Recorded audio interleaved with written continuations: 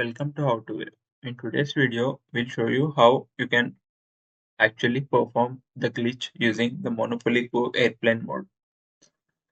You heard it right, the Monopoly Go airplane mode glitch lets players advance without interruptions. To use it, turn on airplane mode on your device after launching the game.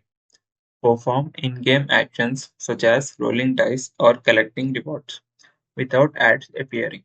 Once done, turn off airplane mode to sync progress with the server. Note that this glitch may be patched in the future updates, so use it at your own risk. Make sure you follow policies and terms and conditions of Monopoly Go and also the Play Store or the App Store which you have downloaded it from. I'm displaying the steps on the screen to perform the glitch. Make sure you follow each one of them carefully. That's it for today's video. Enjoy playing Monopoly Go and do subscribe to our channel.